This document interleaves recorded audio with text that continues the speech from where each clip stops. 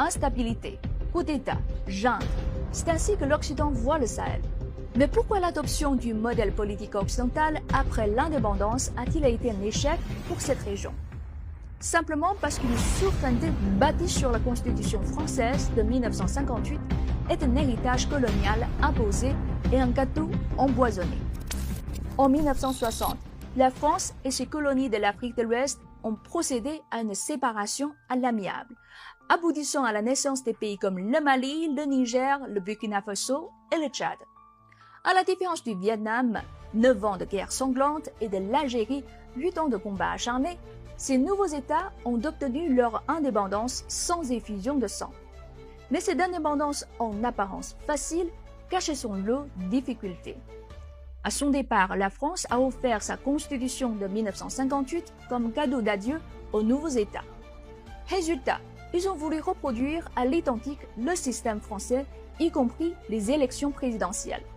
Sauf qu'en France, un pays industrialisé, le budget de l'État couvre facilement le coût des élections.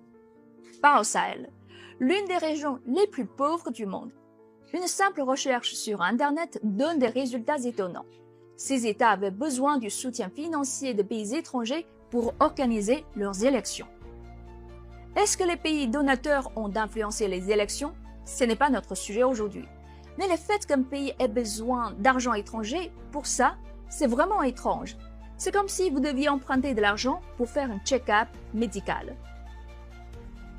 On met combien de milliards à organiser les élections? Combien d'hôpitaux ces milliards pouvaient construire?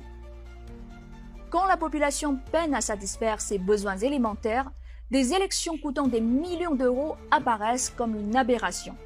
Certains objecteront, les élections sont vitales pour la démocratie. Certes, mais à quoi bon la démocratie si elle ne nourrit pas son peuple? Ce n'est pas une affaire de dirigeants.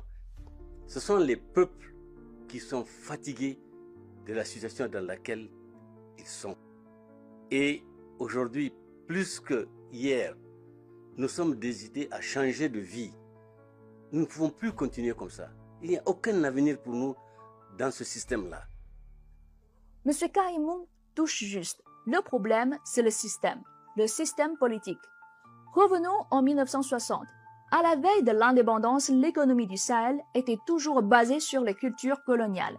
Café, cacao, arachide, coton, etc. Et quasiment aucune industrie. Et au lendemain, rien n'avait changé. Or, selon Karl Marx, les institutions politiques, c'est-à-dire la superstructure, dépendent